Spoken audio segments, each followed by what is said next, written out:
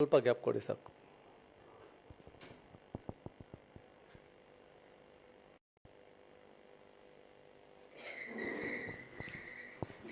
ದಯವಿಟ್ಟು ನಿಮ್ಮ ಮೊಬೈಲ್ಗಳನ್ನ switch off ಮಾಡಿ ಅಥವಾ ಸೈಲೆಂಟ್ ಮಾಡಲು ಇಡಿ. ಹೊರಗಡೆ ಹೋಗೋದು ಒಳಗಡೆ ಬರೋದು ಮಾಡಬೇಡಿ. ವಾಕ್ಯದ ಮಧ್ಯದಲ್ಲಿ ಎಲ್ಲರೂ ಕಣ್ಮುಚ್ಚಿ ನಾವು ಪ್ರಾರ್ಥನೆಯೊಂದಿಗೆ ನಾವು ವಾಕ್ಯ ಭಾಗಕ್ಕೆ ಹೋಗೋಣ. ಪರಲೋಕದಲ್ಲಿರುವ ನಮ್ಮ ತಂದೆ, ನಿಮ್ಮ ನಾಮಕ್ಕೆ ಎಲ್ಲ ಮಹಿಮೆಯು ಘನತೆಯು ಸ್ತೋತ್ರವು ಸಲ್ಲಲಿದೇವ.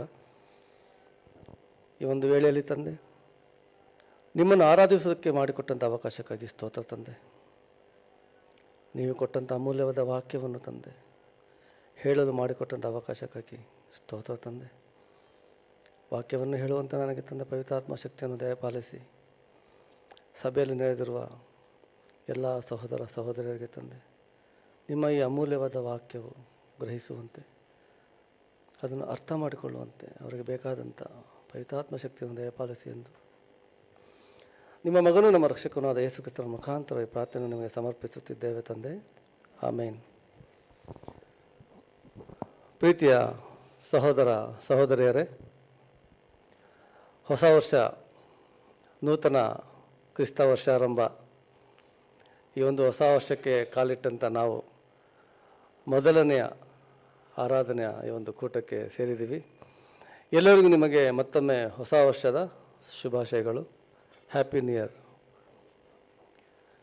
ಪ್ರೀತಿಯ ಸಹೋದರ ಸಹೋದರಿಯರೇ, ಈ ದಿನ ಒಂದು ಉತ್ತಮವಾದ ಅಂಶನ ನಾವು ದೈವಗ್ರಂಥದಲ್ಲಿ ಓದ್ಕೊಳ್ಳೋಣ.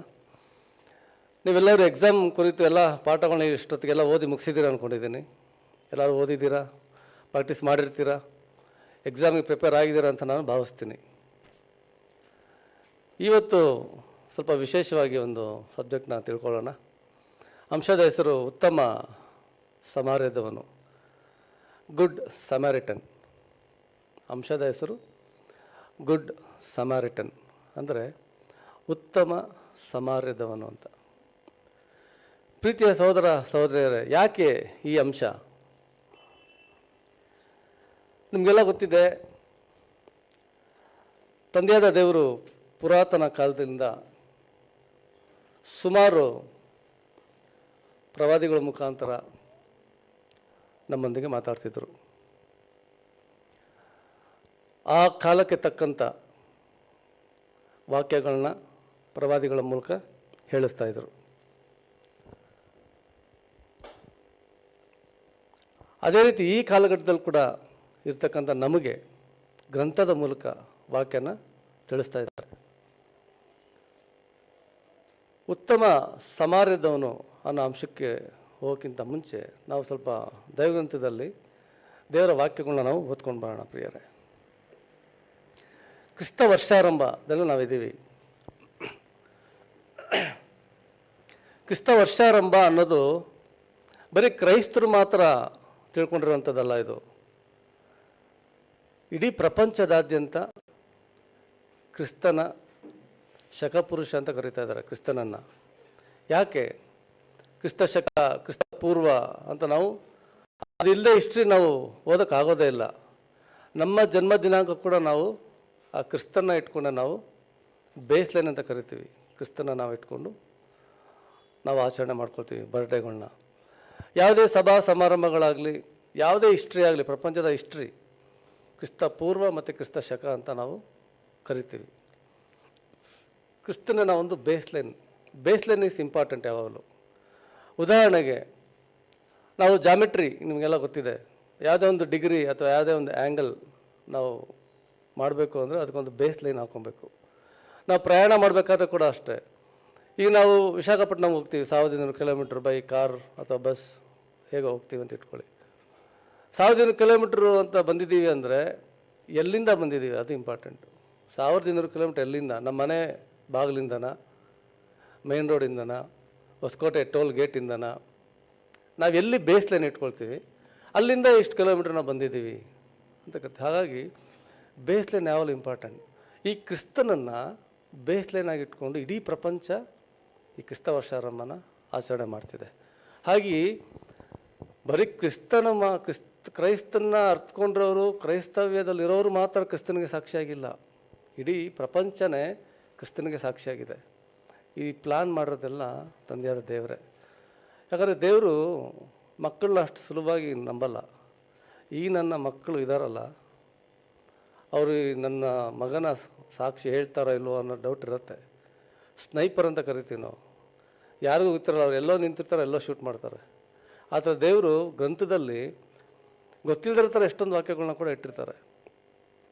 ಅದೇ ರೀತಿ ನಾವು ಸುವಾರ್ತೆ ಸಾರ್ತೀವೋ ಇಲ್ವೋ, ಆಟೋಮೆಟಿಕ್ ಪ್ರಕೃತಿನೇ ಸುವಾರ್ತೆ ಸಾರಬೇಕು ನನ್ನ ಮಗನ ಬಗ್ಗೆ ಅನ್ನೋದು ಕೂಡ ಒಂದು ಸ್ನೈಪರ್ ಸೆಲ್ ಥರ ತಂದೆಯಾದ ದೇವರು ಆ್ಯಕ್ಟ್ ಮಾಡ್ತಾ ಇರ್ತಾರೆ.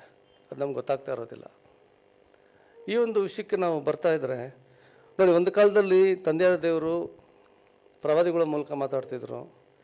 ಈ ಕಾಲದಲ್ಲಿ ಗ್ರಂಥದ ಮೂಲಕ ಮಾತಾಡ್ತಿದ್ದಾರೆ. ಅದನ್ನು ಓದ್ಕೊಂಬೋಣ ಬನ್ನಿ. ಇಬ್ರಿಯದವರಿಗೆ ಬರೆದ ಪತ್ರಿಕೆ, ಇಬ್ರಿಯರಿಗೆ ಬರೆದ ಪತ್ರಿಕೆ 1ನೇ ಅಧ್ಯಾಯ 1ರಿಂದ 2ನೇ ವಚನ. ಪುರಾತನ ಕಾಲದಲ್ಲಿ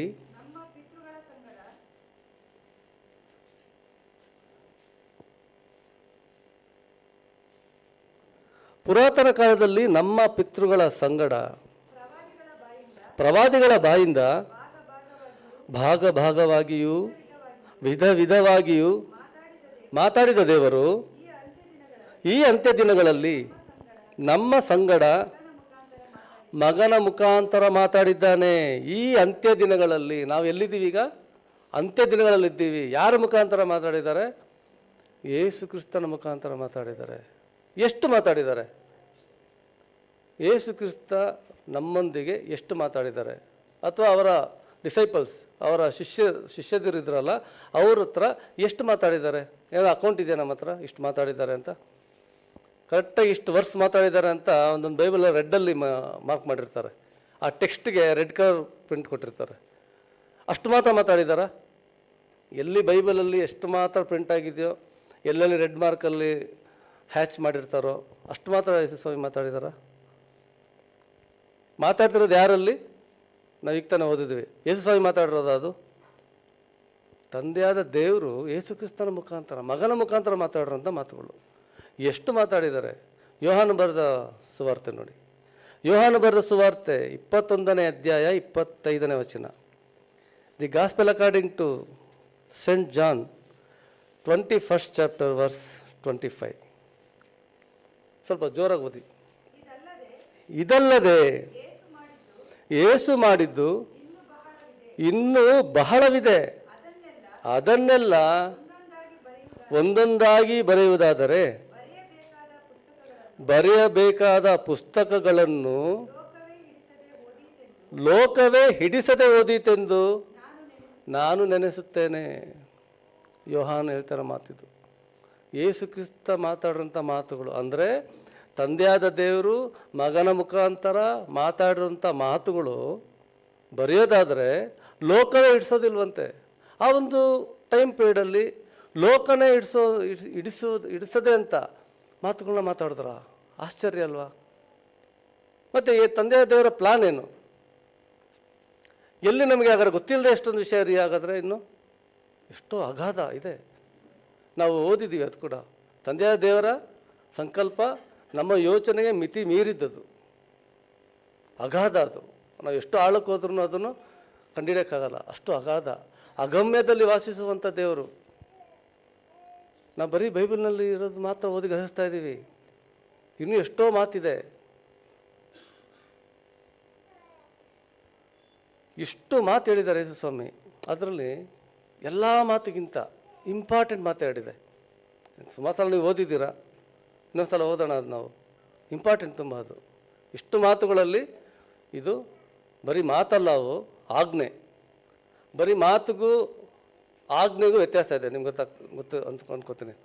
ನಾನು ಜಸ್ಟ್ ಹೇಳೋದಕ್ಕೂ ಆರ್ಡರ್ ಅನ್ನೋದಕ್ಕೂ ವ್ಯತ್ಯಾಸ ಇದೆ. ಏನದು? ಮಾರ್ಕನು ಬರೆದ ಸುವಾರ್ತೆ. ಫಸ್ಟ್ ಮತ್ತಾಯಕ್ಕೆ ಹೋಗೋಣ ಬನ್ನಿ. ಮತ್ತಾಯನು ಬರೆದ ಸುವಾರ್ತೆ 22ನೇ ಅಧ್ಯಾಯ. ಮತ್ತಾಯನು ಬರೆದ ಸುವಾರ್ತೆ 22ನೇ ಅಧ್ಯಾಯ 37ರಿಂದ 40ನೇ ವಚನ.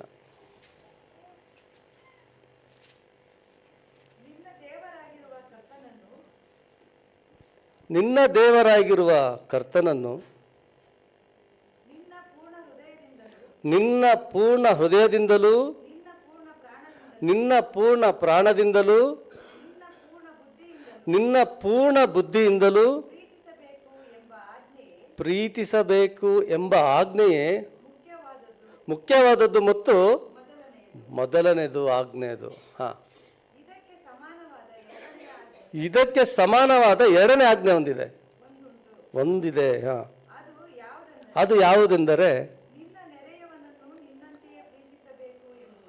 ನಿನ್ನ ನೆರೆಯವನನ್ನು ನಿನ್ನಂತೆ ಪ್ರೀತಿಸಬೇಕು ಎಂಬುದು. ಯಾಕೆ ಮಾತು ಹೇಳ್ತಿದ್ದಾರೆ? ನಿನ್ನಂತೆ ಯಾಕೆ ಪ್ರೀತಿಸಬೇಕು? ನಿನ್ನ ನೆರೆಯವನನ್ನು ನಿನ್ನಂತೆ ಯಾಕೆ ಪ್ರೀತಿಸಬೇಕು? ಈ ಮಾತು ಯಾಕೆ ಹೇಳ್ತಿದ್ದಾರೆ? ಯಾಕಂದರೆ ಫಸ್ಟ್ ಪ್ರಿಫರೆನ್ಸ್ ನಾವು ಯಾರು ಕೊಡ್ತೀವಿ? ನಮ್ಮ ದೇಹಕ್ಕೆ, ನಮಗೆ ಫಸ್ಟ್ ಕೊಡೋದಲ್ವಾ. ನಾನು ಚೆನ್ನಾಗಿದ್ರೆ ತಾನೇ ನಾನು ಇನ್ನೊಬ್ಬರನ್ನ ಕೈ ಹಿಡಿದು ಎತ್ತೋದಕ್ಕೆ ಸಾಧ್ಯ, ಅಥವಾ ಕಾಪಾಡೋದಕ್ಕೆ ಸಾಧ್ಯ, ಹೇಳೋದಕ್ಕೆ ಸಾಧ್ಯ, ಹೆಲ್ಪ್ ಮಾಡೋದಕ್ಕೆ ಸಾಧ್ಯ. ಏನೇ ಆಗಲಿ ನಾನು ನನ್ನನ್ನು ಸರಿಯಾಗಿ ಇಟ್ಕೊಂಡ್ರೆ ಮಾತ್ರ ಇನ್ನೊಬ್ಬರನ್ನ ನಾನು ಏನೇ ಒಂದು ಮಾಡೋದಕ್ಕೆ ಸಾಧ್ಯ. ಹಾಗಾಗಿ ನಾನು ಫಸ್ಟ್ ನನ್ನನ್ನು ಪ್ರೀತಿಸ್ಕೊಳ್ತೀನಲ್ವ. ಅದೇ ರೀತಿ ನೀನು ಹೇಗೆ ನಿನ್ನನ್ನು ಪ್ರೀತಿಸ್ಕೊಳ್ತೀಯೋ ಸೇಮ್ ಟು ಸೇಮ್ ನೀನು ಇನ್ನೊಬ್ಬರನ್ನ ಪ್ರೀತಿ ಮಾಡು. ಇದು ಎರಡನೇ ಆಜ್ಞೆ. ಎರಡನೇ ಆಜ್ಞೆ ಅಲ್ಲ, ಮೊದಲನೇ ಆಜ್ಞೆಗೆ ಸಮಾನವಾದದ್ದು ಇನ್ನೊಂದು.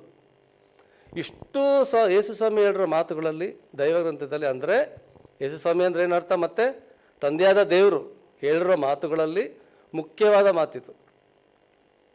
ಎಲ್ಲಕ್ಕಿಂತ ಹೆಚ್ಚಾಗಿ ದೇವರನ್ನು ಪ್ರೀತಿಸು, ಮತ್ತು ನಿನ್ನಂತೆಯೇ ಪರರನ್ನು ಪ್ರೀತಿಸು.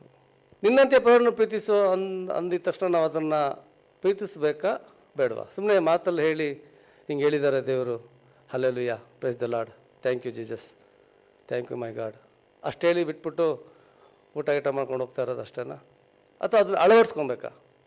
ಅಳವಡಿಸ್ಕೊಂಡ್ರೆ ಮಾತ್ರ ನಾನು ನಿಜವಾದ ಕ್ರೈಸ್ತ ಆಗ್ತೀನಿ, ಇಲ್ಲ ಅಂದರೆ ಆಗಲ್ಲ. ಇಲ್ಲಾಂದರೆ ವೇಸ್ಟ್, ಟೋಟಲ್ ವೇಸ್ಟ್. ಯಾಕಂದರೆ ಇದು ಬರೀ ಮಾತಲ್ಲ, ಇದು ಏನಿದು? ಆರ್ಡರ್, ಆಜ್ಞೆ. ನಾವು ಯಾವುದೋ ಒಂದನ್ನು ತೊಗೊಂಡು ಒಂದನ್ನು ಬಿಟ್ಬಿಡೋದು, ನಮ್ಮ ಅನುಕೂಲಕವಾದಂಥ ಮಾತುಗಳನ್ನ ತೊಗೊಳ್ಳೋದು, ಇನ್ನೊಂದು ಬಿಟ್ಬಿಡೋದು, ಆರಾಧನೆ ಕಾರ್ಯಕ್ರಮ ಕರೆಕ್ಟಾಗಿ ಮಾಡೋದು. ಯಾಕಂದ್ರೆ ರೊಟ್ಟಿ ದಾಕ್ಷಾಸ ಇಂಪಾರ್ಟೆಂಟು, ಅದನ್ನು ಪರ್ಫೆಕ್ಟಾಗಿ ನಡೆಸ್ತೀವಿ, ಭಯಭಕ್ತಿಯಿಂದ ನಡೆಸ್ತೀವಿ. ಈ ಮಾತನ್ನು ಬಿಟ್ಬಿಡ್ತೀವಿ. ಅದು ಇದನ್ನು ನಡೆಸ್ತೀವಿ, ಅದನ್ನು ಬಿಟ್ಬಿಟ್ಟು ಅದಕ್ಕೆ ಲೇಟಾಗಿ ಬರ್ತೀವಿ, ಅದನ್ನು ಅಯೋಗ್ಯವಾಗಿ ತೊಗೋತೀವಿ. ಅದು ಎಲ್ಲರನ್ನೂ ಚೆನ್ನಾಗಿ ಪ್ರೀತಿ ಮಾಡ್ತೀವಿ. ರೊಟ್ಟಿ ದಾಕ್ಷಾಸನ ಅಯೋಗ್ಯವಾಗಿ ತೊಗೋತೀವಿ. ಇದಲ್ಲ, ತಗೊಂಡ್ರೆ ಎಲ್ಲನೂ ಪರ್ಫೆಕ್ಟಾಗಿ ತೊಗೊಂಡು ನಾನು ಐ ಆಮ್ ಪರ್ಫೆಕ್ಟ್ ಅಂತ ಫಸ್ಟು ಸೀಲ್ನ ನೋಡ್ಕೊಬೇಕು. ನನ್ನ ಕೈ ಮೇಲಾಗಲಿ ಹಣೆ ಮೇಲಾಗಲಿ ಎಲ್ಲಿ ಬೇಕಾದ್ರೂ ಹೊಡ್ಕೋಬೋದು. ಆಮೇಲೆ ನಾವು ಇನ್ನೊಬ್ಬರ ಕಡೆ ಹೇಳೋಕ್ಕೆ ಸಾಧ್ಯ. ಇದೇ ಮತ್ತು ಇನ್ನೊಂದು ಕಡೆ ಕೂಡ ಹೇಳಿದ್ದಾರೆ ಪ್ರಿಯರೇ. ಮಾರ್ಕನು ಬರೆದ ಸುವಾರ್ತೆ 12ನೇ ಅಧ್ಯಾಯ. ಮಾರ್ಕನು ಬರೆದ ಸುವಾರ್ತೆ 12ನೇ ಅಧ್ಯಾಯ 30 ಮತ್ತು 31. ನಮ್ಮ ದೇವರಾದ ಕರ್ತನು ಒಬ್ಬನೇ ದೇವರು. ನಿನ್ನ ದೇವರಾದ ಕರ್ತನನ್ನು ಪೂರ್ಣ ಹೃದಯದಿಂದಲೂ ಪೂರ್ಣ ಪ್ರಾಣದಿಂದಲೂ ಪೂರ್ಣ ಬುದ್ಧಿಯಿಂದಲೂ ಪೂರ್ಣ ಶಕ್ತಿಯಿಂದಲೂ ಪ್ರೀತಿಸಬೇಕು ಎಂಬುದೇ ಮೊದಲನೇ ಆಜ್ಞೆ. ನಿನ್ನ ನೆರೆಯವನನ್ನು ನಿನ್ನಂತೆ ಪ್ರೀತಿಸಬೇಕು ಎಂಬುದು ಎರಡನೇ ಆಜ್ಞೆ. ಇವುಗಳಿಗಿಂತ ಇದು ಇಂಪಾರ್ಟೆಂಟ್ ನೋಡಿ, ಇವುಗಳಿಗಿಂತ ಹೆಚ್ಚಿನ ಆಜ್ಞೆ ಮತ್ತೊಂದಿಲ್ಲ. ಇದು ಕೂಡ ಸೀಲಾಕಾಯ್ತು. ಇದು ಯಾವಾಗ ಬರೆದಿದ್ದು? 1ನೇ ಶತಮಾನದಲ್ಲಿ, ಕ್ರಿಸ್ತ ಶಕ ಬರೆದಿದ್ದು. ಈಗ 2023 ನೋಡಿ. ಯಾವಾಗಲೋ ಬರೆದಿರೋಂಥ ಮಾತು ಇವತ್ತು ನಾವೆಲ್ಲ ಸಭೆಯಾಗಿ ಕೂಡಿ ಎಷ್ಟು ಪ್ರೀತಿಯಿಂದ ಸಹೋದರ ಸಹವಾಸದಿಂದ ಈ ಮಾತು ನಾವು ಓದ್ಕೊಳ್ತಾ ಇದ್ದೀವಿ ಅಂದರೆ ತಂದೆಯ ದೇವರ ಸಂಕಲ್ಪ ಹೆಂಗಿದೆ ಈ ಮಾತು. ನಾನು ಆವಾಗ ಹೇಳಿರೋ ಮಾತು ಇವತ್ತು ಕೂಡ ಓದಬೇಕು, ಇನ್ನೂ 100 ವರ್ಷ ಆದರೂ ಜನ ಓದ್ತಾರೆ. ಅಂದರೆ ಈ ಪ್ಲಾನ್ ಹೇಗಿರುತ್ತೆ? ಈ ಥರ ಪ್ಲಾನ್ ಯಾರಾದ್ರು ಮಾಡೋಕ್ಕಾಗುತ್ತಾ? ಯಾವುದೋ ಒಂದು ನಾವು ಇಂಜಿನಿಯರಿಂಗ್ ಸಬ್ಜೆಕ್ಟಲ್ಲಿ ಓದಬೇಕಾದ್ರೆ ಯಾವುದೋ ಒಂದು ಟೆಕ್ನಿಕಲ್ ಶೀಟ್ ಅಂತ ನಾವು ಬರಿತೀವಿ. ಯಾವುದೋ ಒಂದು ಪ್ರಾಡಕ್ಟ್ ನಾವು ಮಾಡಬೇಕಾದ್ರೆ ಅದಕ್ಕೊಂದು ಟೆಕ್ನಿಕಲ್ ಶೀಟ್ ಅಂತ ಬರಿತೀವಿ. ಅದು ಎಷ್ಟು ವರ್ಷ ಕಾಪಾಡ್ತಾರೆ ಆ ಟೆಕ್ನಿಕಲ್ ಶೀಟ್ನ? ಒಂದು 50 ಇಯರ್ಸ್ 100 ಇಯರ್ಸ್ ಅಷ್ಟೇ. ಅದು ಹೋಗುತ್ತೆ ಶೀಟು, ಹೊಸದು ಬರುತ್ತೆ. ಹೊಸ ಪ್ರಾಡಕ್ಟ್ ಕಂಡುಹಿಡಿತೀವಿ, ಹೊಸ ಟೆಕ್ನಿಕಲ್ ಶೀಟ್ ಅದಕ್ಕೆ. ಬಟ್ ಇದೇ ಚೇಂಜ್ ಆಗಿದೆಯಾ? ಅರ್ಥ ಮಾಡ್ಕೊಳ್ಳಿ ತಂದೆಯಾದ ದೇವರ ಸಂಕಲ್ಪ ಯಾವ ರೀತಿ ಇದೆ. ಹಾಗೆ ಪ್ರೀತಿಯ ಸಹೋದರ ಸಹೋದರರೇ, ಈ ಆಜ್ಞೆ ನಮಗೆ ಇಂಪಾರ್ಟೆಂಟು. ಇದನ್ನು ಯೋಹಾನು ಕೂಡ ಅತ್ಯುತ್ತಮವಾಗಿ ಹೇಳ್ತಿದ್ದಾನೆ ನೋಡಿ. 15ನೇ ಅಧ್ಯಾಯ 12ನೇ ವಚನ, ಯೋಹಾನನು ಬರೆದ ಸುವಾರ್ತೆ 15ನೇ ಅಧ್ಯಾಯ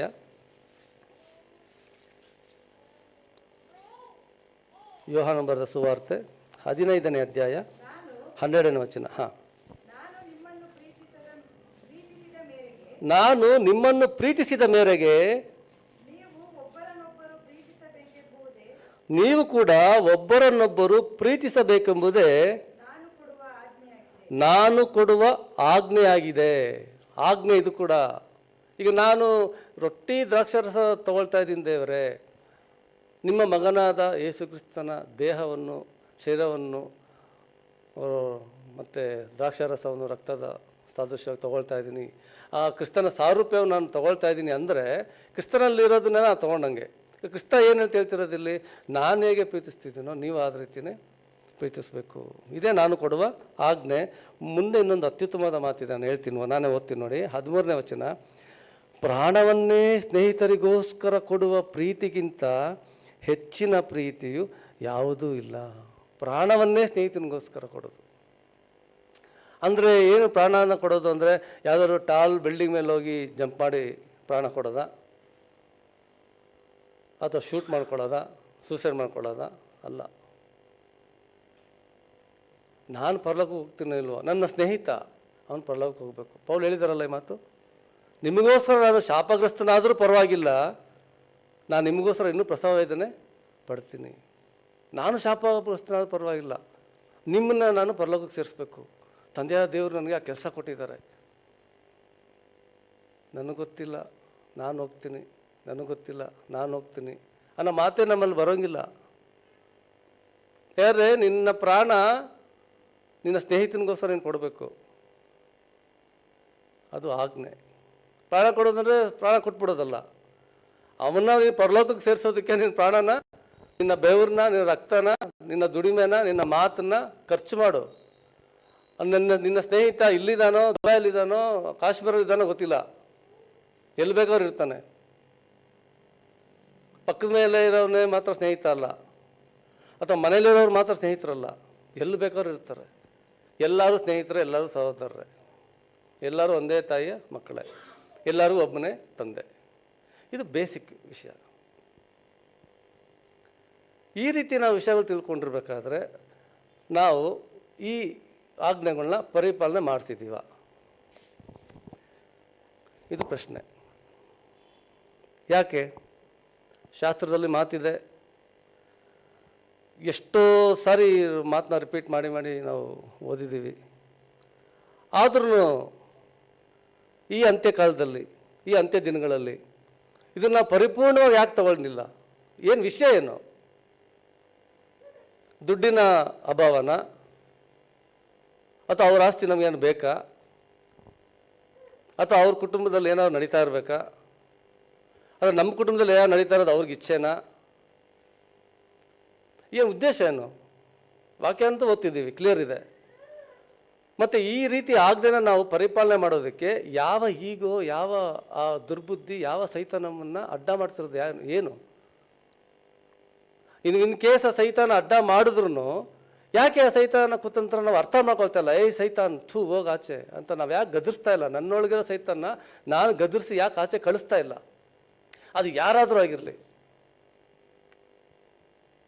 ಅದು ಆಚೆ ಸಮಾಜದಲ್ಲಾಗಿರಲಿ, ಸಭೆನಲ್ಲಾಗಿರಲಿ, ಮನೆಯಲ್ಲಾಗಿರಲಿ, ಸೆಮಿನಾರಲ್ಲಾಗಿರಲಿ, ಯಾರು ಬೇಕಾದ್ರೂ ಆಗಿರ್ಬೋದು. ನಾವು ಯಾಕೆ ಆ ಸ್ಟೇಟ್ಮೆಂಟ್ ಕೊಡ್ತಾ ಇಲ್ಲ? ಸೈತಾನ್ ಬಾಯಿ ಮುಚ್ಚು ಅಂತ ಯಾಕೆ ಗದರಿಸ್ತಾ ಇಲ್ಲ? ಸ್ವಾಮಿ ಗದರಿಸಿದ್ರಾ ಇಲ್ವಾ? ಸ್ವಾಮಿ ಗದರಿಸಿದ್ರಾ ಇಲ್ವಾ? ಪೀಟರ್ನ ಗದರಿಸಿದ್ರಾ ಇಲ್ವಾ? ಎಷ್ಟು ಪ್ರೀತಿ ಮಾಡ್ತಿದ್ರು ಪೇತ್ರನ್ನ. ಪೇತ್ರ ಏನು ಅನ್ಕೊಂಡ್ಬಿಡ್ತಾನೆ, ಅವನನ್ನು ಜಾಸ್ತಿ ಪ್ರೀತಿ ಮಾಡ್ತಿದ್ದಾನೆ ಯೇಸು ಸ್ವಾಮಿ, ಯೇಸು ಕ್ರಿಸ್ತ, ನಾನೇ ಫೇವರಿಟ್ ಅವನು ಅನ್ಕೊಂಡಿರ್ತಾನೆ. 2 ಸಲ ಸರಿಯಾಗಿ ಬೆಂಡೆತ್ತಿದ್ರು. ಸೈತಾನ್ ಆಚೆ ತೊಲಗೋಗು. ಇನ್ನೊಂದು ಸಲ ಕೂಡ ಬೈತಾರೆ ಊಟ ಮಾಡೋ ಟೈಮಲ್ಲಿ. ಸೈತಾನ್ ಅಪ್ಪಣೆ ಕೇಳ್ತಾ ಇದೆ ನಿಮ್ಮನ್ನು ಬಾರಿಸೋದಕ್ಕೆ, ನಾನು ಅಪ್ಪಣೆ ಕೊಟ್ಟಿಲ್ಲ ಅಂತ. ಸೊ ಸೈತಾನ ಕುತಂತ್ರಗಳು ಪಾಪ ಆ ಕಾಲದಲ್ಲಿದ್ದಂಥ ಆ ಶಿಷ್ಯಂದಿರಿಗೆ ಗೊತ್ತಾಗ್ತಿರ್ಲಿಲ್ಲ ಅಲ್ವಾ? ಗೊತ್ತಾಗ್ತಿತ್ತ? ಬಟ್ ನಮಗೆ ಗೊತ್ತಾಗ್ತಿದ್ದು ಯಾರಿಗೆ? ಅವ್ರಿಗಿಂತ ನಾವು ಒಂದು ಹೆಚ್ಚು, ಒಂದು ಕೈ ಜಾಸ್ತಿ ಅನ್ನಿಸ್ತಾ ಇಲ್ವ ನಮಗೆ?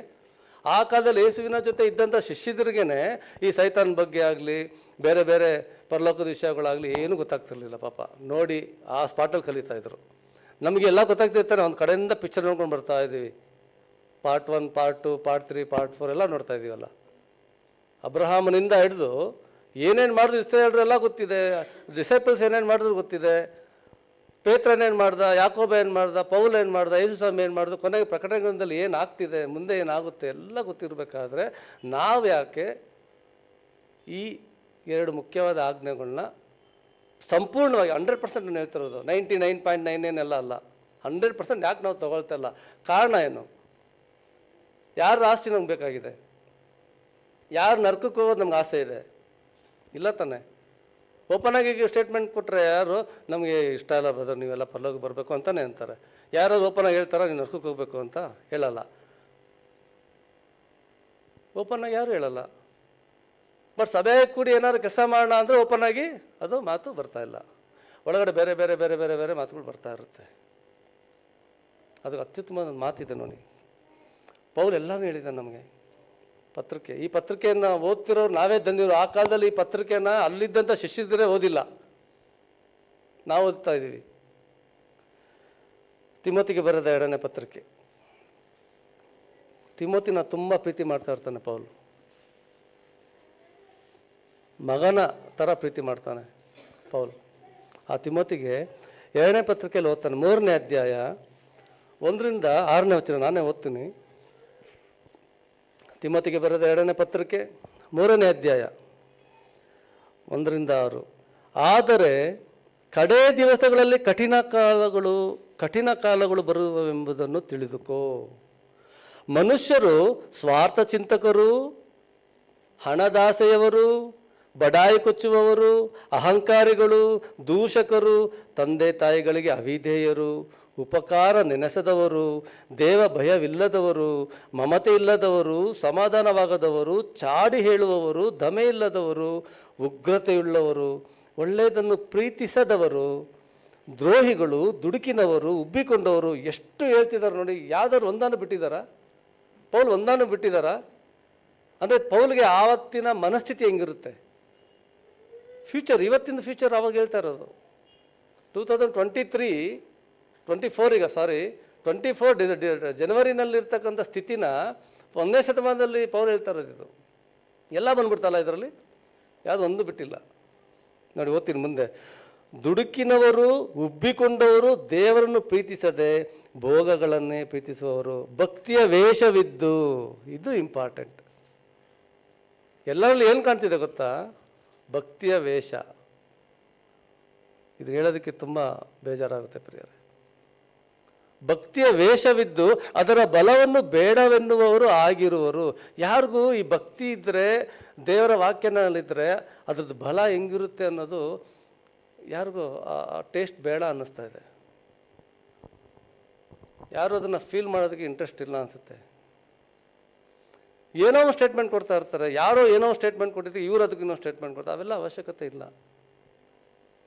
ಭಕ್ತಿಯ ವೇಷ ಇದ್ದವರಿಗೆ ಮಾತ್ರ ಇವೆಲ್ಲ ಅಪ್ಲೈ ಆಗುತ್ತೆ. ಅದು ನಮ್ಮ ಹೃದಯನ ನಾವೇ ಪರೀಕ್ಷೆ ಮಾಡ್ಕೋಬೇಕು ವಿನಃ ನಾನು ಇನ್ನೊಬ್ಬನ ಹೃದಯನ ಬೊಟ್ಟು ಮಾಡಿ ಕೈ ತೋರಿಸಿ ಹೇಳೋದು ಆಗೋದೇ ಇಲ್ಲ. ಅದಕ್ಕೂ ಅತ್ಯುತ್ತಮವಾದ ವಾಕ್ಯ ಕೊಟ್ಟಿದ್ದಾರಲ್ಲ, ನಿನ್ನ ಕಣ್ಣಲ್ಲಿರೋದು ತೊಲೆಯನ್ನು ಫಸ್ಟ್ ತೆಗಿ, ಆಮೇಲೆ ಬೇರೆಯವರ ಕಣ್ಣಲ್ಲಿರೋ ಆ ರವೆಯನ್ನು ಅಥವಾ ಧೂಳನ್ನು ನೀನು ತೆಗಿಯುವಂತೆ. ನನ್ನೆಲ್ಲ ಇದೆ. ಒಂದು ಲಾಸ್ಟ್ ಟೈಮ್ ಕೂಡ ಹೇಳಿದ್ದೆ ನಾನು, ಒಂದು ಪೇಪರ್ ಪೆನ್ ತೊಗೊಂಡು ಲಿಸ್ಟ್ ಬರೆದ್ರೆ ನನ್ನಲ್ಲಿರೋ ಕೆಟ್ಟ ಬುದ್ಧಿಗಳು ಲಿಸ್ಟೇ ಬಂದ್ಬಿಡುತ್ತೆ. ಯಾವಾಗ ಒಂದೊಂದನ್ನೇ ನಾನು ವಾಶ್ ಮಾಡೋದು, ನನ್ನ ಆಯಸ್ಸೇ ಸಾಲಲ್ಲ. ಮತ್ತು ನಾನು ಹೇಗೆ ಜಡ್ಜ್ಮೆಂಟ್ ಮಾಡಲಿ ಇನ್ನೊಬ್ಬರನ್ನ? ನೀನು ಈ ಥರ, ನೀನು ಈ ಥರ, ನಿನಗೆ ಭಕ್ತಿ ಇಲ್ಲ, ನಿನಗೆ ದೇವ ವಾಕ್ಯದ ಬಲವಿಲ್ಲ, ನಿನಗೆ ಇಂಟ್ರೆಸ್ಟ್ ಇಲ್ಲ, ನಿನಗಿದೆಯಾ, ನೀನು ಸರಿಗೆ ಬರ್ತಾ ಇಲ್ಲ, ನೀನು ಬರ್ತಿದ್ಯಾ, ನೀನು ಸರಿಗೆ ವಾಕ್ಯ ಹೇಳ್ತಿಲ್ಲ, ತಪ್ಪು ನೀನು ಹೇಳ್ತಿದ್ಯಾ? ಈಗೇನು ಅದು ಕ್ವಶನ್ ಬರ್ತಾ ಇರುತ್ತೆ. ಮತ್ತು ಪರಿಪೂರ್ಣ ಯಾವಾಗ? ಮತ್ತು ಯಾಕೆ ಈ ಬೈಬಲ್ ಓದ್ತಾ ಇದ್ದೀವಿ ನಾವು ಕೂತ್ಕೊಂಡು? ಅನ್ನಿರ್ತಾರ ನಾವು ಇದು ಬಿಡ್ಬೋದಲ್ಲ, ಆರಾಮ ಹ್ಯಾಪಿ ನ್ಯೂ ಇಯರ್ ಎಂಜಾಯ್ ಮಾಡ್ಕೊಂಡು ಟೂರ್ಗೆ ಹೋಗ್ಬೋದಾಯ್ತು ಒಂದು 15 ದಿನ. ಯಾಕೆ ಇಲ್ಲಿ ಕೂತ್ಕೊಂಡು ನಾವು ವಾಕ್ಯ ಓದಬೇಕು? ಪರಿಪೂರ್ಣವಾಗಿ ನಾವು ತಿದ್ದುಕೊಂಡ್ರೆ ಮಾತ್ರ ಓದೋಣ, ಇಲ್ಲ ಟೈಮ್ ವೇಸ್ಟ್ ಅಂತ ನನ್ನ ಭಾವನೆ. ನಾಮಕಾರ್ಥ ಕ್ರೈಸ್ತರು. ಹಾಗಾಗಿ ಈ ಥರ ಸಂದರ್ಭ, ಈ ಥರ ವಿಷಯ ಈಗಿದೆ. ಕರೆಂಟ್ ಕಂಡೀಷನ್ ನಡೀತಿದೆ ಎಲ್ಲ ಕಡೆ, ನಿಮ್ಗೆ ಗೊತ್ತಿದೆ. ವಿಪರ್ಯಾಸ ಏನು ಗೊತ್ತಾ, ಈ ನನ್ನ ಮಕ್ಕಳು, ಆವಾಗಲೇ ಹೇಳಿದೆ ನಾನು ಈ ಮಾತು, ಈ ನನ್ನ ಮಕ್ಕಳು, ಅದನ್ನು ಸ್ಪೀಡಾಗಿ ಹೇಳಿದ್ರೆ ನಮ್ಮ ಲೋಕಲ್ ಲ್ಯಾಂಗ್ವೇಜಲ್ಲಿ ಈ ನನ್ನ ಮಕ್ಕಳು ಅಂತ ಬರುತ್ತೆ. ಈ ನನ್ನ ಮಕ್ಕಳು ಅದು ಕರೆಕ್ಟಾಗಿದೆ, ಸ್ಲೋಗಿ ಹೇಳಿದ್ರೆ. ಅದೇ ಸ್ಪೀಡಾಗಿ ಹೇಳಿದ್ರೆ ಲೋಕಲ್ ಲ್ಯಾಂಗ್ವೇಜ್ ಈ ನನ್ನ ಮಕ್ಕಳು ಅನ್ನೋದು ಬರುತ್ತೆ. ಈ ನನ್ನ ಮಕ್ಕಳು ನನ್ನ ಮಾತು ಕೇಳಲ್ಲ, ನನ್ನ ಮಗನ ಮಾತು ಕೇಳಲ್ಲ, ಇವ್ರನ್ನ ನಂಬ್ಕೊಂಡು ನಾನು ಸುವಾರ್ತೆ ಸಾರೋಕ್ಕೆ ಆಗಲ್ಲ. ನನಗೆ ಗೊತ್ತು ಹೇಗೆ ಸಾರಬೇಕು ಅಂತ. ಇಡೀ ಪ್ರಪಂಚನೇ ನನ್ನ ಮಗನ ಹೆಸರು ಹೇಳಬೇಕು ಅಂತ ಯೇಸು ಸ್ವಾಮಿ ಮೂಲಕ 2 ದೃಷ್ಟಾಂತನ ಹೇಳಿಸಿದ್ದಾರೆ ತಂದೆಯ ದೇವರು. ಅದೇ ಸಮಾರ್ಯದವನು. ಆ ಸಮಾರ್ಯ ಅಂತ ಬಂದಿದ ತಕ್ಷಣ ನಮಗೆ ಫಸ್ಟ್ ಜ್ಞಾಪಕ ಬರೋದು ಒಂದು ಸಮಾರ್ಯ ಸ್ತ್ರೀ. ಯೋಹಾನ ಬರೆದ ಸುವಾರ್ತೆ 4ನೇ ಅಧ್ಯಾಯ ನೀವು ಓದಿದ್ದೀರ. ಸುವಾರ್ತೆ ನೋಡಿ ಹೆಂಗೆ ಸಾರುತ್ತಲ್ಲ ಆ ಹುಡುಗಿ, ಆ ಹೆಣ್ಣು. 5 ಗಂಡ 6 ಗಂಡ ಏನೋ ಇರಬೇಕು ಆ ಪತಿ, ಆ ಎಮ್ಮನಿಗೆ. ಗುರುವೇ ಅಂತ ಹೇಳ್ಬಿಟ್ಟು ತಂದೆ ಯೇಸು ಸ್ವಾಮಿ ಹೇಳಿದ ಮಾತು ಇಡೀ ಊರಿಗೆಲ್ಲ ಹೋಗಿ ಸಾರಿದ್ಲು. ಅದು ಸಂದರ್ಭ ನೋಡ್ಕೊಳ್ಳೋಣ ಬನ್ನಿ, ಚೆನ್ನಾಗಿದೆ. ಯೋಹಾನ ಬರೆದ ಸುವಾರ್ತೆ, ಯೋಹಾನ ಬರೆದ ಸುವಾರ್ತೆ 4ನೇ ಅಧ್ಯಾಯ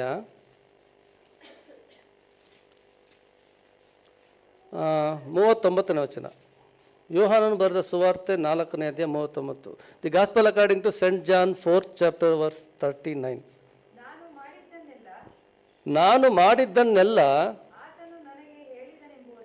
ಆತನು, ಅಂದರೆ ಯೇಸು ಸ್ವಾಮಿ ನನಗೆ ಹೇಳಿದ್ದು, ಅಂದರೆ ಆ ಹೆಂಗಸು ಮಾತಾಡ್ತಿರೋ ಮಾತಿದು. ನಾನು ಮಾಡಿದ್ದನ್ನೆಲ್ಲ ಆತನು ನನಗೆ ಹೇಳಿದನೆಂಬುದಾಗಿ ಸಾಕ್ಷಿ ಕೊಡುತ್ತಿರುವ ಆ ಹೆಂಗಸಿನ ಮಾತಿನ ಮೇಲೆ ಆ ಊರಿನ ಸಮಾರ್ಯರಲ್ಲಿ ಅನೇಕರು ಆತನನ್ನು ನಂಬುವರಾದರು. ಯಾರು ಈಗ ಸುವಾರ್ತೆ ಸಾರಿದ್ದು ಅಲ್ಲಿ? ಕ್ರೈಸ್ತರ ಸಾರಿದ್ದು.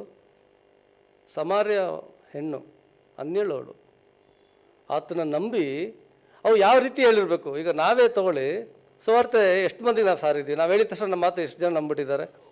ಎಷ್ಟು ಜನ ಬ್ಯಾಪ್ಟಿಸಮ್ ನನ್ನ ಕೈಯಿಂದ ತೊಗೊಂಡಿದ್ದಾರೆ ಅಥವಾ ನಿಮ್ಮ ಕೈಯಿಂದ ತೊಗೊಂಡಿದ್ದಾರೆ? ಹೇಳಿ, ನೀವು ಕೌಂಟ್ ಮಾಡಿ. ಎಷ್ಟು ವರ್ಷ ಆಯಿತು ನಾವು ಕ್ರೈಸ್ತವ್ಯದಲ್ಲಿದ್ದು? ಬ್ಯಾಪ್ಟಿಸಮ್ ತೊಗೊಂಡು ಎಷ್ಟು ವರ್ಷ ಆಯಿತು? ವಾಕ್ಯ ತಿಳಿದು ಎಷ್ಟು ವರ್ಷ ಆಯಿತು? ಈಗ ನಮ್ಮ ಸುವಾರ್ತೆಯಿಂದ ಎಷ್ಟು ಮಂದಿನ ನಾವು ನಂಬಿ ದೀಕ್ಷಾಸ್ಥಾನ ತೊಗೊಂಡಿದ್ದಾರೆ ನೋಡಿ. ಆ ಕಾಲದಲ್ಲಿ ಒಬ್ಬ ಸಮಾರ್ಯ ಸ್ತ್ರೀ ಯೇಸು ಸ್ವಾಮಿ ಮಾತನ್ನು ಕೇಳಿ ಇಡೀ ಊರೆಲ್ಲ ಯೇಸುವಿನ ಸಾಕ್ಷಿಯಾಗಿ ಅವಳು ಹೇಳ್ತಿದ್ದಾಳೆ. ಇಡೀ ಊರೇ ಆತನನ್ನು ನಂಬುವರಾದರು. ನಾವು ಹೇಳಿದ್ರೆ ಯಾರೋ ನಂಬ್ತಾರ? ಎಷ್ಟು ಕ್ವಶನ್ಸ್ ಮಾಡ್ತಾರೆ. ಮತ್ತು ಆ ಹೆಣ್ಣು ಯಾವ ರೀತಿ ಹೇಳಿರ್ಬೋದು? ಈಗಲಾದರೂ ನಮಗೆ ಫಿಂಗರ್ ಟಿಪ್ಸಲ್ಲಿ ಎಲ್ಲ ಇನ್ಫಾರ್ಮೇಷನ್ ಇದೆ.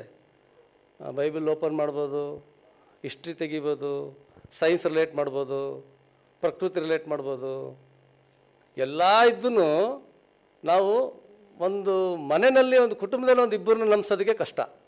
ನಮ್ಮದೇ ಕುಟುಂಬದಲ್ಲಿ, ನಮ್ಮ ಮನೆಯಲ್ಲೇ ಇರ್ತಕ್ಕಂಥ ಕುಟುಂಬ ಸದಸ್ಯರಿಗೇ ವಾಕ್ಯ ಹೇಳಿ ಅವ್ರನ್ನ ಪರಿಪೂರ್ಣ ದಾರಿಗೆ ತರೋದು ಕಷ್ಟ. ಪರಿಪೂರ್ಣ ಬೇಡ, ನಂಬಿಸೋದಕ್ಕೆ ಕಷ್ಟ. ಇನ್ನು ಆಮೇಲೆ ಪರಿಪೂರ್ಣತೆಗೆ ನಾವೇ ಬಂದಿಲ್ಲ.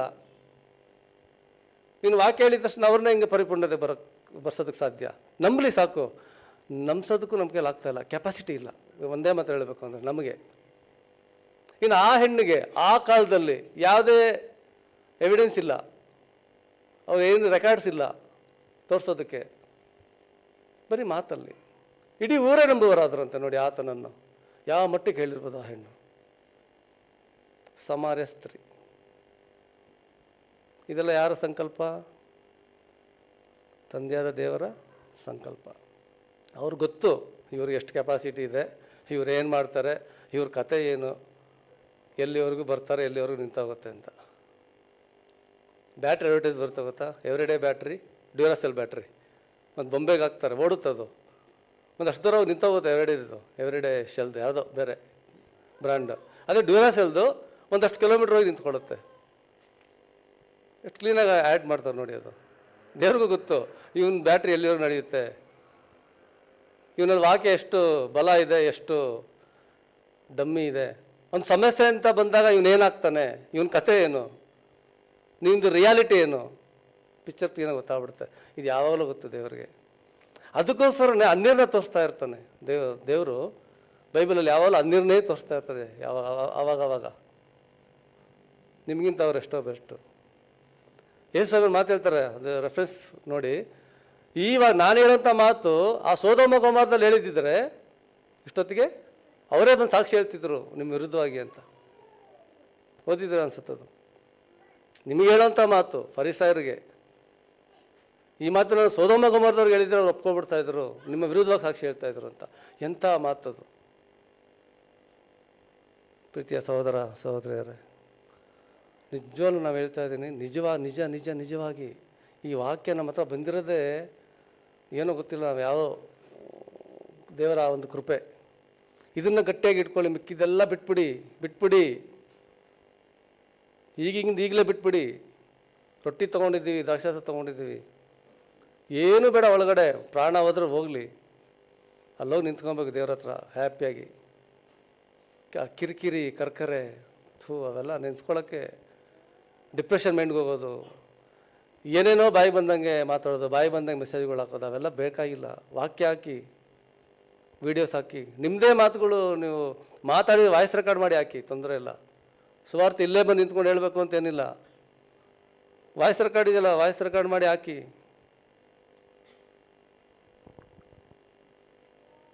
ಹಾಗೆ ಈ ವಿಷಯಕ್ಕೆ ಬರೋಣ. ಈಗ ಏನು ಉತ್ತಮ ಸಮಾರ್ಯದವನು, ಗುಡ್ ಸಮಾರಿಟನ್ ಲಾ ಕೇಳಿದ್ದೀರಾ? ಇದು ಲಾ, ಗುಡ್ ಸಮಾರಿಟನ್ ಲಾ, ಸೆಕ್ಷನ್ 134A ಇಡೀ ಪ್ರಪಂಚ ಪಾಲನೆ ಮಾಡುತ್ತೆ. ನಮ್ಮ ದೇಶನೂ ಪಾಲನೆ ಮಾಡುತ್ತೆ. ನಮ್ಮ ಭಾರತ ದೇಶ ಕೂಡ ಆ ಒಂದು ಆ್ಯಕ್ಟ್ನ, ಆ ಒಂದು ಲಾನ ಪಾಲನೆ ಮಾಡುತ್ತೆ. ಇನ್ನೂ ಹೆಚ್ಚಾಗಿ ಹೇಳ್ಬೇಕಾದ್ರೆ ನಮ್ಮ ದೇಶದಲ್ಲಿ ನಮ್ಮ ಕರ್ನಾಟಕನೇ ಮೊದಲು ಫಸ್ಟು ಆ ಆ್ಯಕ್ಟ್ನ ಪಾಲನೆ ಮಾಡ್ತಿರೋದು, ಅಮೆಂಡ್ಮೆಂಟ್ ಮಾಡಿರೋದು. ಓದ್ಕೊಂಬೋಣ ಬನ್ನಿ ಎಲ್ಲಿದೆ ಅಂತ. ಓದೋದಕ್ಕಿಂತ ಮುಂಚೆ ಒಂದು 2 ಕ್ಲಿಪ್ಸ್ ನೋಡೋಣ. ಏನದು ಗುಡ್ ಸಮಾರಿಟನ್ ಲಾ?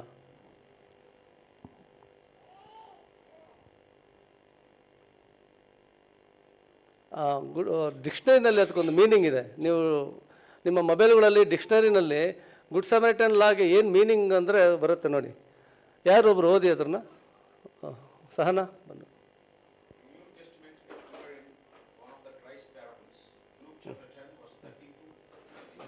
ಮೈಕ್ తీసుకొని please.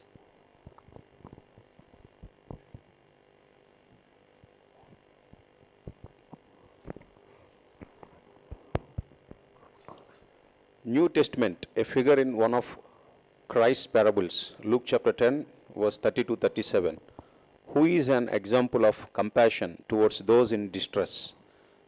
A kindly person who helps another in difficulty or distress. ಹಾಗೆ ನೆಕ್ಸ್ಟ್ ಕ್ಲಿಪ್ ಹೋಗ್ಬೋದು.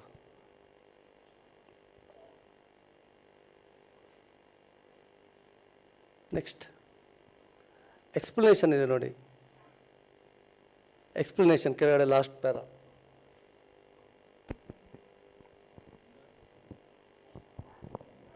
ನೆಕ್ಸ್ಟ್ ದಿಸ್ ಒನ್ ಎಕ್ಸ್ಪ್ಲನೇಷನ್ ಕಾಣಿಸುತ್ತಾ ಅದು? Explanation. Yes. For the purposes of this session. ಏನಕ್ಕೆ ಈ ಗುಡ್ ಸಮಾರಿಟನ್ ಲಾ purpose ಏನು?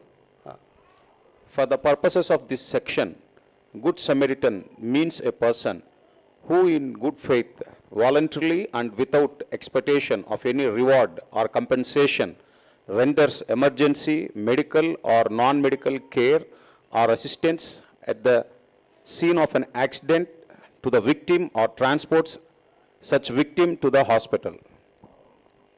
ನಿಮ್ಗೆ ಅರ್ಥ ಆಯ್ತು ಅಂತ ಭಾವಿಸ್ತೀನಿ. ನಾನು ಸಲ ಓದ್ತೀನಿ ನೋಡಿ. For the purposes of this section, good Samaritan means a person who in good faith, voluntarily and without expectation of any reward or compensation, renders emergency medical or non-medical care or assistance at this scene of an accident to the victim or transports such victim to the hospital. ಯಾವುದೇ ಒಬ್ಬ ವ್ಯಕ್ತಿ ಅವನು ಅಪಘಾತದಲ್ಲಿ ಇದ್ದಾಗ ಅಥವಾ ತೊಂದರೆನಲ್ಲಿದ್ದಾಗ ರಸ್ತೆಯಲ್ಲಿ ಯಾರು ಬೇಕಾದರೂ ಅವನ್ನ ಕಾಪಾಡಿ ಅವನ ಹಾಸ್ಪಿಟ್ಲಿಗೆ ಸೇರಿಸ್ಬೋದು. ಸೇರಿಸ್ತಂಥ ಆ ವ್ಯಕ್ತಿಗೆ ನೀವು ಗೌರ್ಮೆಂಟ್ ರಿವಾರ್ಡ್ ಕೊಡುತ್ತೆ. ಬಟ್ ಅವನ ಮೇಲೆ ಯಾವುದೇ ಕಂಪ್ಲೇಂಟ್ ಮಾಡೋದಾಗಲಿ, ಅವನಿಗೆ ತೊಂದರೆ ಕೊಡೋದಾಗಲಿ, ಅವನ ಸಾಕ್ಷಿ ಕರೆಯೋದಾಗಲಿ, ಅವ್ನಿಗೆ ಯಾವಾಗವಾಗ ಅವರು ಪೊಲೀಸ್ ಕಂಪ್ಲೇಂಟ್ ಕೊಡೋಕೆ ಹೋದರೆ ಎದುರ್ತಾರೆ ಗೊತ್ತಾ, ಯಾಕೆ ಬೇಕು ನಾವು ಕೋರ್ಟಲ್ಲಿ ಅಲಿಬೇಕು ಅಂತ. ಆ ರೀತಿ ತೊಂದರೆ ಕೊಡೋದಾಗಲಿ ಮಾಡಬಾರ್ದು ಅನ್ನೋ ಆ್ಯಕ್ಟ್ ಇದು, ಗುಡ್ ಸೆಮಾರಿಟನ್ ಲಾ. ಒಂದು ಸ್ಟೋರಿ ಹೇಳ್ತೀನಿ ನಿಮಗೆ. ನನಗೊಬ್ಬ ಸ್ನೇಹಿತ, ಅವನು ಕ್ರೈಸ್ತಾನೆ, ಈಗ ಅವನು ಒಳ್ಳೆ ಪೊಸಿಷನ್ ಇದ್ದಾನೆ. ಈ ಊರಲ್ಲಿಲ್ಲ, ಅವನು ತಮಿಳ್ನಾಡಲ್ಲಿರೋದು. ಇದೇ 2013-14 ಆಸುಪಾಸು ನ್ಯೂ ಇಯರ್ ಡಿಸೆಂಬರ್ 31 ಹೇಗಿರುತ್ತೆ ನೀವು ನೋಡಿದ್ರಿ ಮೊನ್ನೆ ಕೋರಮಂಗಲ ಎಲ್ಲ ಹೇಗಿತ್ತು, ಚರ್ಚ್ ಸ್ಟ್ರೀಟ್ ಎಲ್ಲ ಹೇಗಿತ್ತು. ಆ ರೀತಿ ಅವನು ಪಾರ್ಟಿ ಫಂಕ್ಷನ್ ಎಲ್ಲ ಮುಗಿಸ್ಕೊಂಡು 1:30-2 ಗಂಟೆ ರಾತ್ರಿ ಮನೆಗೆ ರಿಟರ್ನ್ ಆಗಬೇಕಾದ್ರೆ ಯಾರೋ ಔಟ್ಸ್ಕರ್ಟ್, ಬೆಂಗಳೂರು ಔಟ್ಸ್ಕರ್ಟ್, ಸಿಟಿ ಎಲ್ಲ ಬಿಟ್ಟಾಯಿತು, ಔಟ್ಸ್ಕರ್ಟ್ ಮನೆ ಇರೋದು. ಒಬ್ಬನ್ನ ಚೆನ್ನಾಗಿ ಹೊಡೆದಾಕಿ ಅವನ್ನ ರಕ್ತ ಬರೋ ಥರ 4 ಜನ ಹೊಡಿತಾ ಇದ್ದಾರೆ. ಇವನು ಹತ್ರ ಹೋಗೋಷ್ಟೊತ್ತಿಗೆ ಬಿಟ್ಟು ಓಡಾಗಾಯ್ತು ಅವರು. ಇವನು ಫುಲ್ ಪಾರ್ಟಿ ಮಾಡೋದಿದ್ದಾನೆ, ಫುಲ್ ಡ್ರಂಕ್ ಆ್ಯಂಡ್ ಡ್ರೈವ್. ಇವನಿಗೆ 2 ಯೋಚನೆ, ನಾನು ಅವನ್ನ ಕಾಪಾಡಿ ಹಾಸ್ಪಿಟ್ಲಿಗೆ ಸೇರಿಸಿದ್ರೆ ನನಗೆ ನಮ್ಮ ಮನೆಯಿಂದ ಫೋನ್ ಬರುತ್ತೆ, ಯಾಕೆ ಇಷ್ಟೊತ್ತಾದರೂ ಬಂದಿಲ್ಲ, ಇನ್ನು ಎಲ್ಲೇ ಅಂತ ಹುಡ್ಕೊಂಡು ಬರ್ತಾರೆ. ನಾನು ಈ ಪಾರ್ಟಿ ಫಂಕ್ಷನ್ಲಿರೋದು ಗೊತ್ತಾಗ್ಬಿಡುತ್ತೆ, ಮನೆಗೆ ಎದುರ್ಕೊಂಡ ಅಪ್ಪ ಅಮ್ಮನಿಗೆ. ಇನ್ನು ಸ್ಟೇಷನ್ ಕಂಪ್ಲೇಂಟ್ ಆಗೇ ಆಗುತ್ತೆ, ಹೊಡೆದಿರೋದಲ್ವ, ರಕ್ತ ಬ್ಲಡ್ ಬಂದಿದೆ, ಬ್ಲಡ್ ಬಂದರೆ ಸ್ಟೇಷನ್ ಕಂಪ್ಲೇಂಟ್ ಆಗಬೇಕು, ನಿಮ್ಗೆ ಗೊತ್ತಿದೆ. ಇನ್ನು ಸ್ಟೇಷನ್ಗೆ ಹೋದರೆ ನಾನು ಫುಲ್ ಟೈಟ್ ಆಗಿದ್ದೀನಿ, ಕುಡ್ದಿದ್ದೀನಿ, ನನ್ನ ಫಟ್ ಒಳಗಾಗ್ತಾರೆ, ಇವನು ಕುಡ್ದಿಗೆ ಅಂದ್ರೆ ಇವನೇ ಹೊಡೆದಿರ್ತಾನೆ, ಇವನು ಆ್ಯಕ್ಟಿಂಗ್ ಮಾಡ್ತಿದ್ದಾನೆ ಅಂತ ನನಗೆ ತೊಂದರೆ ಕೊಡ್ಬೋದು. ಈ ರೀತಿಯೆಲ್ಲ ಯೋಚನೆ ಮಾಡಿ ನಾನು ಅದು ಗೊತ್ತಿಲ್ತರ ನನ್ನ ಮನೆಗೆ ಬಂದುಬಿಟ್ಟೆ. ಬಟ್ ನಾನು ಬೆಳಿಗ್ಗೆ ನೆಕ್ಸ್ಟ್ ಡೇ ನಾನು ಸರಿಗೆ ನಿದ್ದೆ ಮಾಡಲಿಲ್ಲ. ಎಂಥ ಒಂದು ಪರಿಸ್ಥಿತಿನಲ್ಲಿ ನಾನು ಬಿಟ್ಟು ಬಂದೆ, ನಾನು ಉಳಿಸ್ಬೋದಾಗಿತ್ತಲ್ಲ, ಅವನು ಬದುಕಿದ್ನೋ ಸತ್ನೋ ಗೊತ್ತಿಲ್ಲ. ನಾನು ನಮ್ಮ ಮನೆಯವ್ರಿಗೆ ಎದುರ್ಕೊಂಡು ಅಥವಾ ಪೊಲೀಸ್ ಸ್ಟೇಷನ್ಗೆ ಎದುರ್ಕೊಂಡು ಅಥವಾ ನನ್ನ ಈ ಬಂಡವಾಳ ಅಂತೀವಲ್ಲ, ನನ್ನ ಬಂಡವಾಳ ಗೊತ್ತಾಗ್ಬಿಡ್ತದಲ್ಲ, ನಾನು ಕುಡ್ಕಂತ ಗೊತ್ತಾಗ್ಬಿಡ್ತದಲ್ಲ, ಪೊಲೀಸ್ ಸ್ಟೇಷನ್ಲಾಗಲಿ ಮನೆಯಲ್ಲಾಗಲಿ, ಈ ಒಂದು ಸಂಕಟದಲ್ಲಿ ನಾನು ಬಿಟ್ಟು ಬಂದ್ಬಿಟ್ನಲ್ಲ. ಇದೆಲ್ಲ ಆಗಿದ್ದು ಯಾವುದರಿಂದ? ನಾನು ಪಾರ್ಟಿಗೆ ಹೋಗಿದ್ದರಿಂದ, ನಾನು ಕುಡ್ದಿದ್ದರಿಂದ, ನಾನು ಕ್ಲಿಯರ್ ಆಗಿದ್ದಿದ್ರೆ, ನಾನು ಸ್ಟಡಿ ಆಗಿದ್ದಿದ್ರೆ, ಅಥವಾ ಪಾರ್ಟಿಗೆ ನಾನು ಅಟೆಂಡ್ ಮಾಡದೇ ಇದ್ದಿದ್ರೆ ಈ ಥರ ಎಷ್ಟೊಂದು ಜೀವಗಳನ್ನ ರಕ್ಷಣೆ ಮಾಡ್ಬೋದಾಗಿತ್ತಲ್ಲ ಅಂತ ಡಿಸಿಷನ್ ತೊಗೊಂಡು ಆವತ್ತು ಅವನು ಕ್ರೈಸ್ತಾನೆ, ಬೇರೆ ಯಾವುದೋ ಡಿನಾಮಿನೇಷನ್ನು. ಆಗ ಅವನು ಹಿಂಗೆ ಚರ್ಚಿಗೆ ಒಬಿಡಿಯೆಂಟಾಗಿ ಹೋಗೋದು, ಬೈಬಲ್ ವಾಕ್ಯನ ಕಲಿಯೋದು ಮಾಡ್ತಾ ಈಗ ಅವನು ಅತ್ಯುತ್ತಮವಾಗಿದ್ದಾನೆ. ಬಟ್ ಈಗಲೂ ಅವನು ಆಗಾಗ ನೆನೆಸ್ಕೋತಾನೆ ಆ ಒಂದು ಇನ್ಸಿಡೆಂಟ್ನ, ನಾನು ಅವತ್ತು ಸೇರಿಸ್ಬೇಕಾಗಿತ್ತು. ಆ ಪ್ರಾಣ ಮೋಸ್ಟ್ಲಿ ಹೋಗ್ಬಿಟ್ಟಿರುತ್ತೆ ಅವನಿಗೆ. ಅದೇ ಪಾಪ ಪ್ರಜ್ಞೆ ಅಂತ ಕರಿತೀವಿ ಅದನ್ನು. ಪಾಪ ಪ್ರಜ್ಞೆ ಅವನಲ್ಲಿ ಅದು ಕಾಡ್ತಾನೇ ಇರುತ್ತೆ.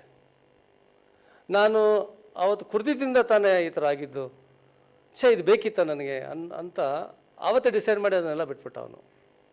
ಅಂದರೆ ಅವನು ಸಣ್ಣಾಗಿ ಬಿಟ್ಟಿಲ್ಲ, ವಾಕ್ಯನ ಕಲಿತು ಸ್ವಲ್ಪನೇ ಬಿಟ್ಟ. ಈ ಥರ ಇನ್ಸಿಡೆಂಟ್ಗಳು ಸುಮಾರು ಜನಕ್ಕೂ ಆಗ್ತಾ ಇರುತ್ತೆ. ಧೈರ್ಯನೇ ತಗೊಳ್ಳೋದಿಲ್ಲ, ಏನೋ ಭಯ. ದುಡ್ಡು ಯಾರು ಕಟ್ಟೋದು ಫಸ್ಟು?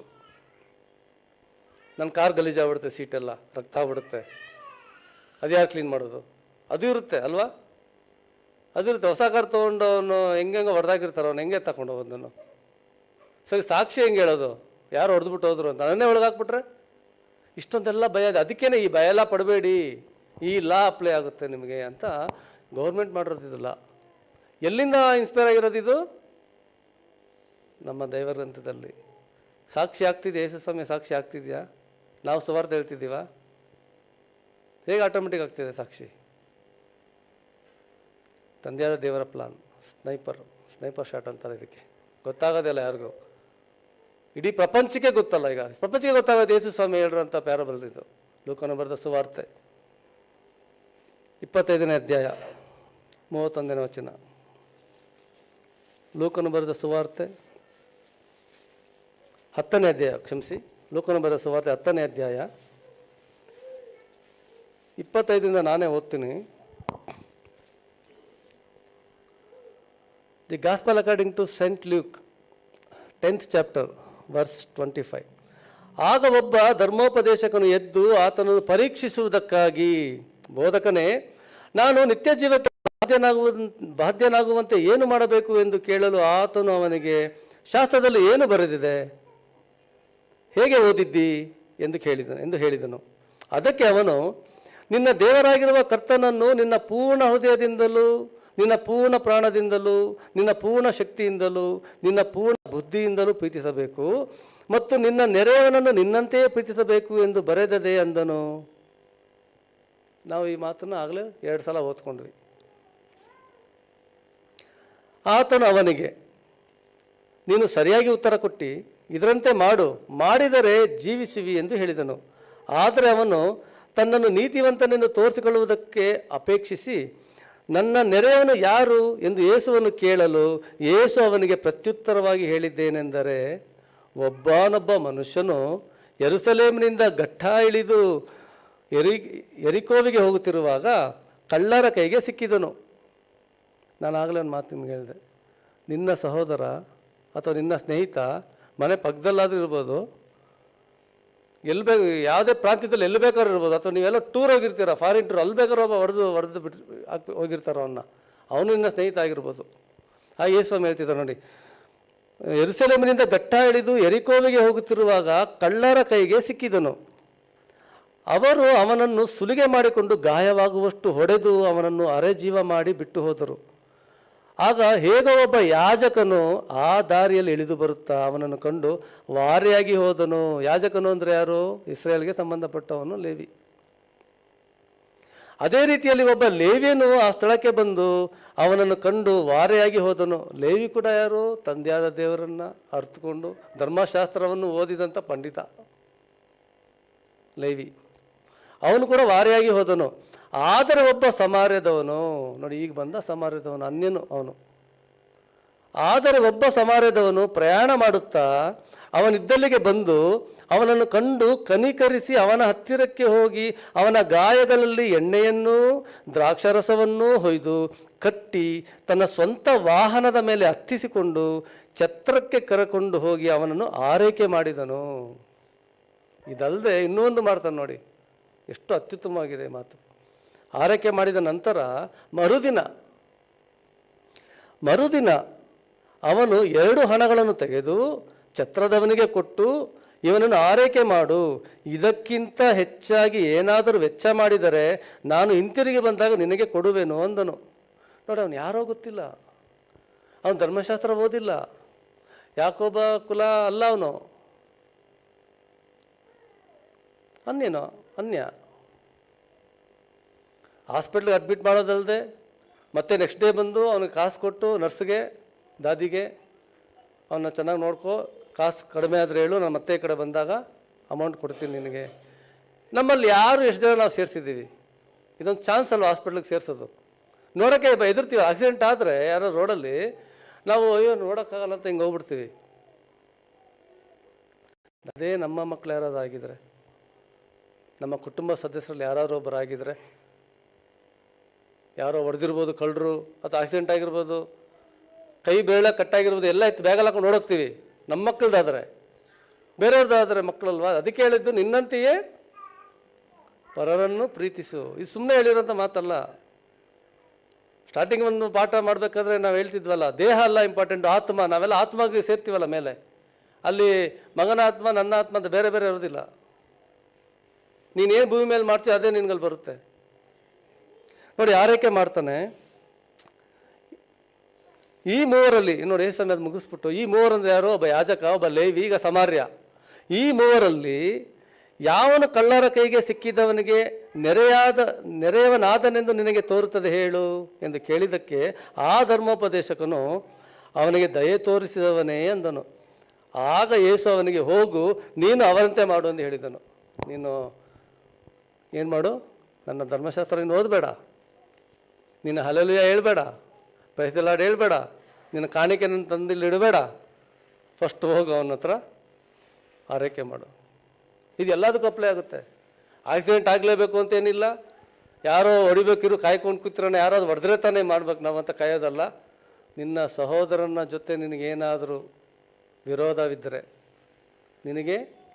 ನಿನ್ನ ಸಹೋದರನಿಗೆ ವಿರೋಧವಿದ್ದರೆ ನಿನ್ನ ಕಾಣಿಕೆ ಇಲ್ಲಿ ತರಬೇಡಪ್ಪ, ಫಸ್ಟ್ ಹೋಗಿ ಅವನ ಹತ್ರ ಮಾತಾಡಿ ಅವನ ಹತ್ರ ಫ್ರೆಂಡ್ಶಿಪ್ ಸರಿ ಮಾಡಿಕೊಂಡು ಆಮೇಲೆ ಬಾ. ಇದು ಅಪ್ಲೈ ಆಗುತ್ತಾ ಇಲ್ಲಿ? ಅಥವಾ ಆ ಸಹೋದರನಿಗೆ ಯಾರು ಹೊಡಿಬೇಕು ಅಂತ ಕಾಯ್ಬೇಕಾ ನಾವು? ಹೊಡೆದು ಇರಿ, ರಕ್ತ ಬರಲಿ, ಆಗ ನಾನು ಕಾರ್ ತೊಗೊಂಡು ಹೋಗ್ತೀನಿ. ಸಮರೆಲ್ಲ ಅದೇ ತಾನೇ ಹೇಳುತ್ತೆ. ಅಲ್ಲಿವ್ರು ಕಾಯ್ಬೇಕಾ? ಅರ್ಥ ಮಾಡ್ಕೊಂಡ್ರಿ ಅಂತ ಭಾವಿಸ್ತೀನಿ. ನಿನ್ನಂತೆ ನಿನ್ನ ಸಹೋದರನನ್ನು, ನಿನ್ನ ಸ್ನೇಹಿತನನ್ನು ಪ್ರೀತಿಸು ಅಂದರೆ ಎಲ್ಲದರಲ್ಲೂ ಬಂದ್ಬಿಡುತ್ತೆ. ಅವ್ನು ಯಾರು ಹೊಡಿಲಿ ಅಂತ ಕಾಯೋದಲ್ಲ. ಹೊಡೆದಾಗ ಹೋಗಿ ಒಂದು 5 kg ಆ್ಯಪಲ್ಲು, ಒಂದು 5,000 10,000 ದುಡ್ಡು ಟ್ರಾನ್ಸ್ಫರ್ ಮಾಡಿ ಚೆನ್ನಾಗಿದೆ ಅಂತ ನೋಡಿ ಬರೋದಲ್ಲ. ಫಸ್ಟು ನಿನ್ನಲ್ಲಿ ಏನಾದ್ರು ವಿರೋಧವಿದ್ದರೆ ಫಸ್ಟ್ ಕ್ಲಿಯರ್ ಮಾಡ್ಕೊಬಿಡು, ಹೋಗಿ ಮಾತಾಡು, ಆಮೇಲೆ ಬಾ ಸಭೆಗೆ. ಅಲ್ಲಿವರೆಗೂ ಸಭೆಗೆ ಬರಬೇಡ. ಇದು ಆಜ್ಞೆ, ಇದು ರಿಕ್ವೆಸ್ಟ್ ಅಲ್ಲ. ಇದು ರಿಕ್ವೆಸ್ಟ್ ಬೇರೆ, ಆರ್ಡರ್ ಬೇರೆ. ಅರ್ಥ ಮಾಡ್ಕೊಳ್ಳಿ, ಇದು ಆರ್ಡರ್.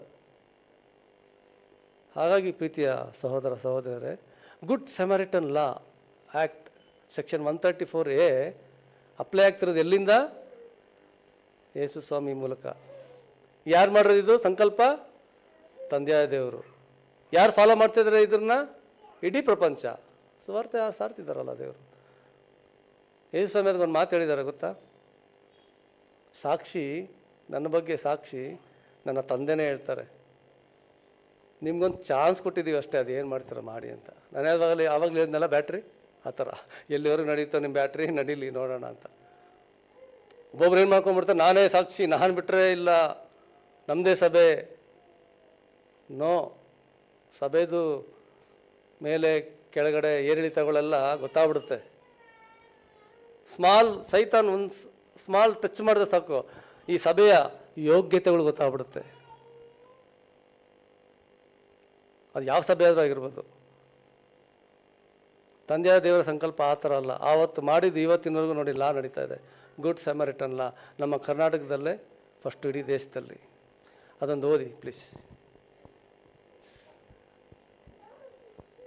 ನೆಕ್ಸ್ಟ್ ಕ್ಲಿಪ್ ಇದರಲ್ಲಿ ಸ್ಟಾರ್ಟಿಂಗಿಂದ ಆಗುತ್ತಾ? ಓದೋದಕ್ಕೆ ಕಾಣಿಸುತ್ತಾ ಅದು, ಅಥವಾ ವಾಟ್ಸಪ್ಪಲ್ಲಿ ನೋಡ್ತೀನಿ? Zoom. Karnataka has become the first state in India to enact a law that will help protect good Samaritans and medical professionals who help accident victims within the golden hour. The President of India has given his assent to the Karnataka Good Samaritan and Medical Professional Protection and Regulation during Emergency Situations Bill 2016. It aims to encourage people to help accident victims without having to fear. ಸಾಕು, thank you brother. ನೋಡಿ, ಓದಿದ್ರಿ ನೀವು. So ಈ good Samaritan ಲಾ ಅನ್ನೋದು inspire ಆಗಿರೋದು ನಮಗೆ, ನಾವು ಓದ್ತಿರ್ತಕ್ಕಂಥ, ನಮ್ಮ ಕೈಯಲ್ಲಿ ಇರ್ತಕ್ಕಂಥ ದೈವ ಗ್ರಂಥದ ಮೂಲಕನೇ. ಸೊ ಇದು ತಂದೆಯಾದ ದೇವರ ಪ್ಲಾನ್. ನೋಡಿ ಎಷ್ಟು ಚೆನ್ನಾಗಿ ತಂದೆಯಾದ ದೇವರು ತನ್ನ ಮಗನ ಕುರಿತು ಸಾಕ್ಷಿ ಹೇಳ್ತಿದ್ದಾರೆ. ಯೇಸು ಸ್ವಾಮಿ ಹೇಳಿದಂಥ ಪ್ಯಾರಬಲ್ ಅಲ್ವಾ ಅದು, ದೃಷ್ಟಾಂತ. ಇದು ಇಡೀ ಪ್ರಪಂಚ ಒಪ್ಕೊಂಡಿದೆ. ಹಾಗೆ ಕೊನೆಯದಾಗಿ ಒಂದು ಮಾತು ಹೇಳ್ಕೊಂಡು ನಾನು ಈ ಮಾತು ಮುಗಿಸ್ತೀನಿ. ಯೋಹಾನ ಬರೆದ ಸುವಾರ್ತೆ 5ನೇ ಅಧ್ಯಾಯ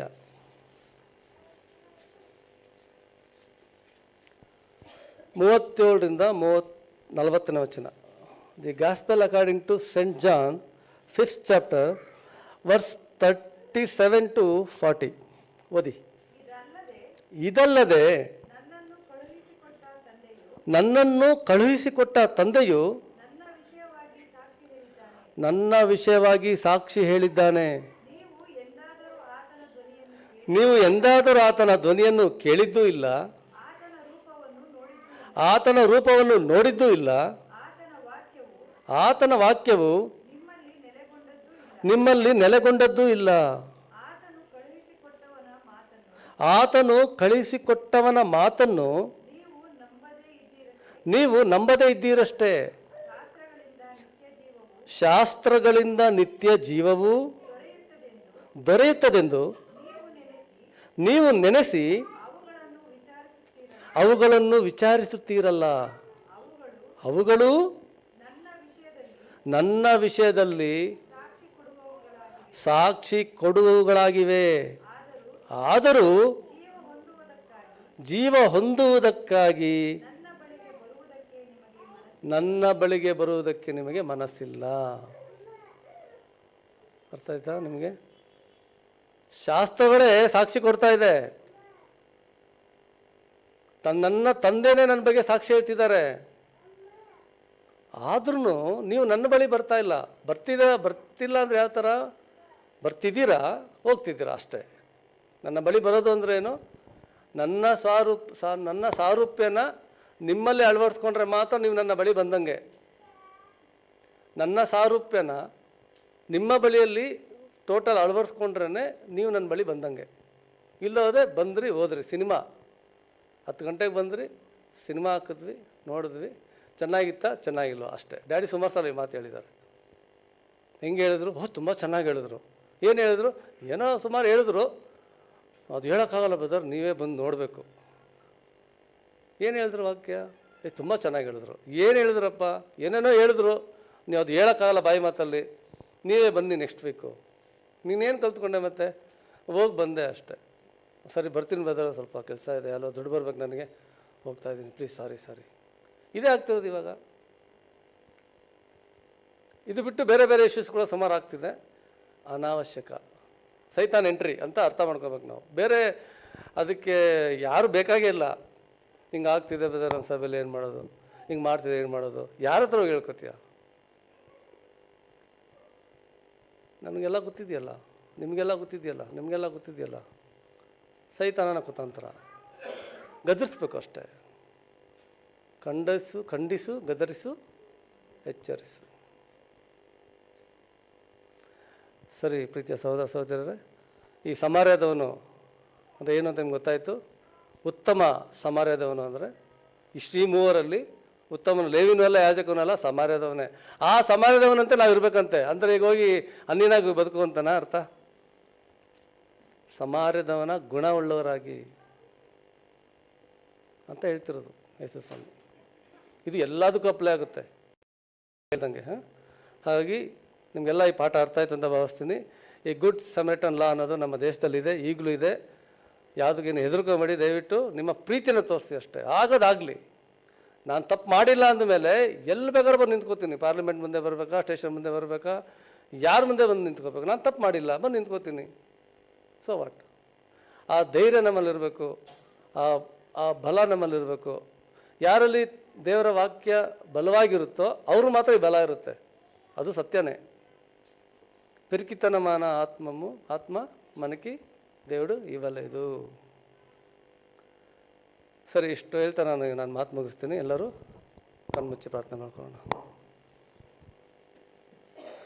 ನಮ್ಮನ್ನು ಬಹಳವಾಗಿ ಪ್ರೀತಿಸುವ ನಮ್ಮೆಲ್ಲರ ಪರಲೋಕ ತಂದೆಯಾದ ದೇವರೇ, ನಿಮ್ಮ ನಾಮಕ್ಕೆ ಎಲ್ಲ ಮಹಿಮೆ ಘನತೆಯು ಸ್ತೋತ್ರವು ಸಲ್ಲಲಿದೇವ.